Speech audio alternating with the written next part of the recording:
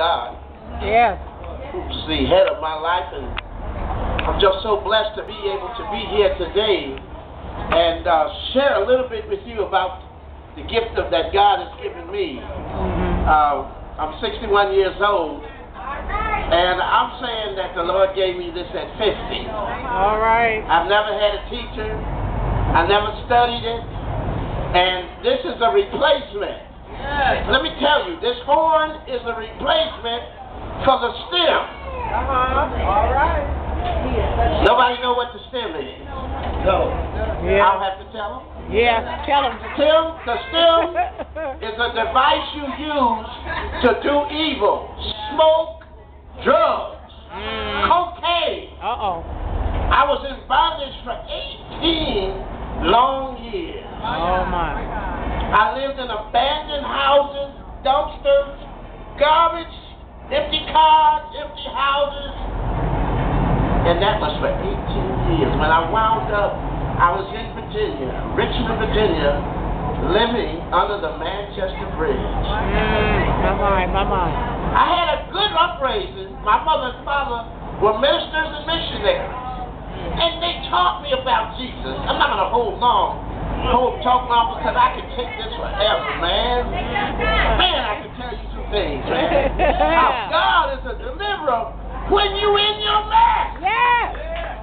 When you sinning. Yeah. When you don't know that somebody is watching over you. When you out there smoking that stuff and somebody been ready to jump on you. God will make a way. I'm just going to give one quick example. One example when I was in Chicago. Now, I had a job as a radiation therapist. I was treating cancer patients with radiation, and I studied it at Roswell. I did that for like 17 years. And my job took me all over the country. One of the times I was in Chicago, and while I was in Chicago, I still had this habit. Some guy gave me some stuff and said, hey, just bring me the money. Well, I was making good money. But I knew what time my flight was leaving after about a week. A gang took over the apartment complex that I was living in.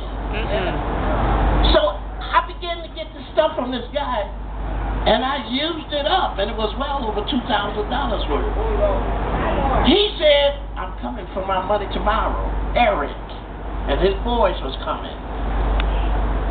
When they came, I didn't have that boy's money. They kicked that dough in. And when they kicked that dough in, he said, this Eric, you got my money? Or my product? I said, I ain't got it. He said, well, where is it? One of his own gang members said, hey, Eric, I got to tell you something. I didn't know none of them. He said, I took it from him, and I smoked it. My. What? Where'd that come from? I'm looking at this kid say he did, and he didn't. I didn't even know him, had never seen him before. And he said, man, what you do that for? I told him, I gave it to him. I wanted money from him. He said, man, that dude don't know nothing. I took his stuff from him. When we left, I went back to the room and got it from him and robbed it. And I'm sorry, I smoked it up. They began to hammer on him with their fists. And I mean, they beat him, and I stood there and cried and watched blood run from his nose, from his face, and then they said, turn on the hot water in the tub. And I said, what did they get ready to do to this guy? They put him in scalding hot water. Then somebody said, the boy said, go get some salt. And they poured salt in the water. And they kicked him and stomped him and all the time I'm crying like a baby. And then finally when they finished with him, he was just laying there. And I was crying, I said, man, I don't know why you told him that. Why did you tell him that? He said, the Lord told me that you wouldn't have been able to take that woman. Amen, yes. He took that woman for me. I was in a place I shouldn't have never been. There was another incident. I was smoking, and I took this guy's stuff and messed it up. They came in and took me and put me in the trunk. Duct taped me and put me in the trunk. When they put me in the trunk, they drove the car for about 10 minutes out somewhere. Next thing I know, I'm listening. They saying, "This is good right here. Let's do it right here. Do it right here. Pop the car, cut it out. We'll do it right here." I'm inside the truck. I didn't know what was going on. All of a sudden, I heard the door open. Then I heard the trunk, and the trunk is popping. And I'm going, oh. All of a sudden, say, "Okay, let's go. Leave the car. They was gone. I laid still. For about 4 hours, I laid still, wetting my clothes and everything else.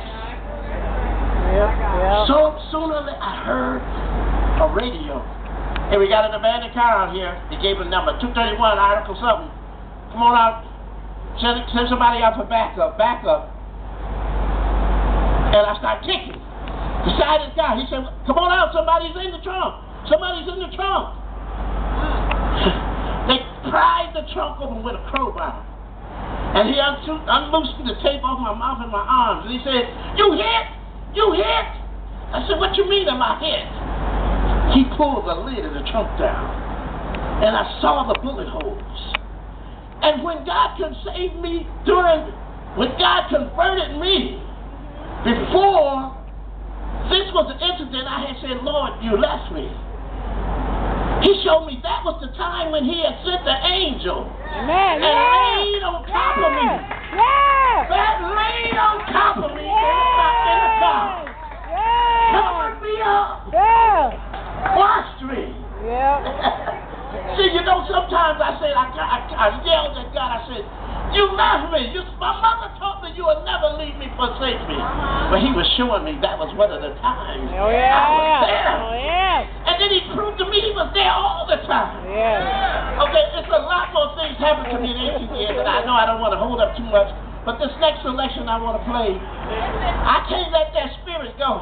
Everybody enjoy as long as I got KD. We going back to that again.